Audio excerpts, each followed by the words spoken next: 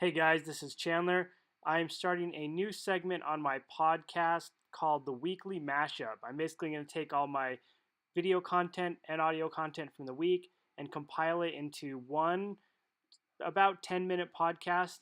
I think it'll really give you guys a lot of value, and I think it'll allow you to watch all my stuff in one easy to follow format. I'd really love to hear what you guys think about it. So after you listen to it, please give me a review or shoot me an email, chandler@stoneagefuel.com, and let me know how you like it. Thanks. Enjoy. This first video you're about to watch is about fear and how to get over that fear that often cripples our motivation to move forward.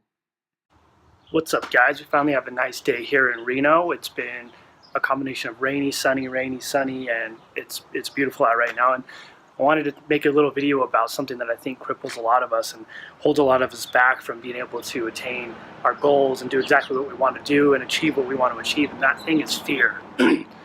So when you want to do something, when you want to post something on social media, when you want to start a new idea, when you want to talk to people about your new thing, the biggest thing that always cripples you and cripples your progress is fear. And this is fear that we might not succeed. It's fear that we might fail. It's fear of the unknown. It's just the idea that we don't know what's going to happen. People might not like what we're going to do or agree with it, and that holds us back. And so what I think you need to do is you need to look at that fear as an opportunity. It's the opportunity that you're going to do something new, something unknown, something that can be highly successful, something that people are going to react to, something that people aren't necessarily used to. And if you can use this fear as a catalyst to push yourself forward, you're always going to be in a much better position than if you use the fear as something to hold you back. So don't worry about what people are going to say. Don't worry about the failure. Worry about how you're going to make it work and how you're going to make it work optimally. And if you can optimize that fear, now you can use that as motivation to be the catalyst to win. The second video in this series is about Chan's logic law number 1, and that law says that you have to actually get out and execute. So law number 1 that we want to put out is you have to actually execute on what you're going to do. So I think a lot of people in both business and in life and all over the place talk about what they want to do. They often tell people about how bad they want it. They talk about how someone had a great idea that they didn't get to participate in because they didn't actually do it. And so I think we need a little less talking and a lot more action. Is that a song? Yeah, something like that. A little less talk and a lot more action. No, it's a country song by Alan Jackson. Yeah, I know. Oh. I was saying don't talk about it. Oh, it is Taco Tuesday. Yeah. So outside of that, execute means actually do stuff. So rather than having 5,000 different ideas, let's pick like 10 a month that you're going to actually execute on, or even 10 a year, or 1 a year. It doesn't even matter. Just execute on something. So make it happen, actually do it, and follow through with it. And that's what law number 1 is all about. Actually doing what you're talking about doing and follow through with it. So don't just talk, do a lot more action. Somebody go share that song on my page too, because now it's going to be in my head for 3 days. Oh, God. And I'm going to sing it, and Steph's going to love it. In this third video, I talk about what it takes to be a leader, what it takes to be an effective manager, and how you can handle employees in your workplace. Hey everybody, this is Chandler. Let's talk about being a leader. This comes up a lot in my daily interactions when I talk with people and when I'm interacting with my own team. It's how do I get people to do what I want them to do? And I think it comes down to creating a culture of the fact that you're the leader, they're following what you're doing, and they always believe in what you're doing. And when you're a leader, you don't get to complain to your staff about how hard your life is. You don't get to complain to your staff about how difficult things are. When no one shows up to a workshop you put together, you don't get to sit there and be somber with all your staff members while they're bummed out. It's your responsibility to pump them up, get them going again, get them excited, and tell them that it's going to happen, it's going to work, things are going to make sense. Your staff doesn't need to see you emotional, they don't need to see you break down, they need to see you being the strong one, the one that's going to lead them in the direction they need to go. And how do you establish this? Well, you need to tell your staff, you need to have meetings with them all the time, and you need to tell them, this is what I need to accomplish this week, this is who's assigned to do it, this is when it's due, and then that can't be the end of it because people aren't going to do it.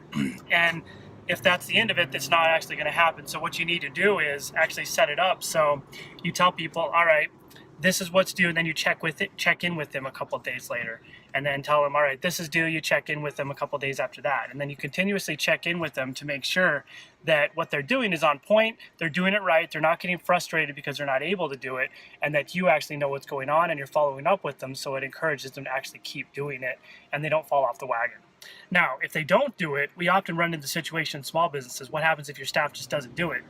Well, then you set the contracts up front when you hire them, like, this is what your responsibilities are, these are your roles, this is when you have to do things, and this is what I want them to do. And when you set that up, that now you can say, hey, you didn't do this, here's your first reprimand. It's verbal, then it's written, then it's another written, then they're fired. Sometimes you got to fire those fuckers when they don't listen to you.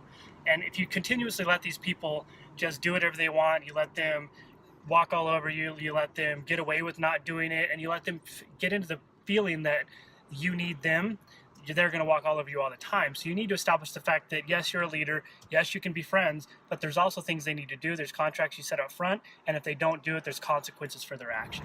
Now, in addition to that, I know it sounds like you got to be like Mr. Straight and Narrow with your staff, but you need to realize that your staff should be more important than your customers in all your environments, everything you do, because they're going to be the direct representation of your brand, of your culture, of your business, of your identity to the customer. And if you can showcase the customer that your staff's happy, your staff's pumped, your staff's always in good spirits, then they're going to showcase that to the customer, and the customer is going to be happy. So when you think about the most important people in the hierarchy of your organization, your staff needs to be number one, more important than your customers every single day of the week.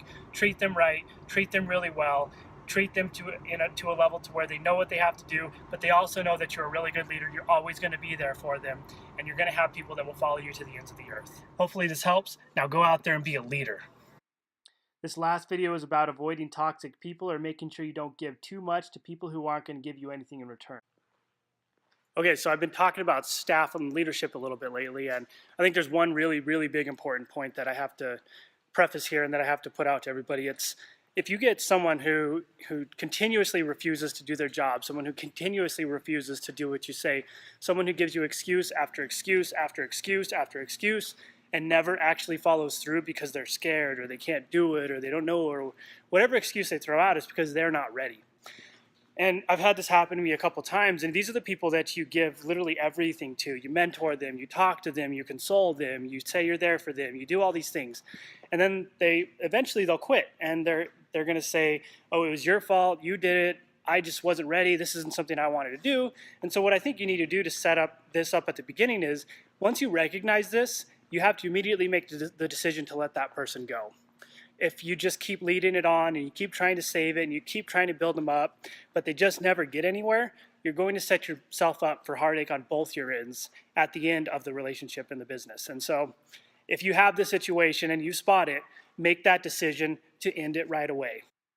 Again, thank you guys so much for watching this, and I really, really want to hear your thoughts on how you like this and how it flows. Please send me an email, chandler@stoneagefield.com, and let me know your thoughts, or leave a review. Thanks.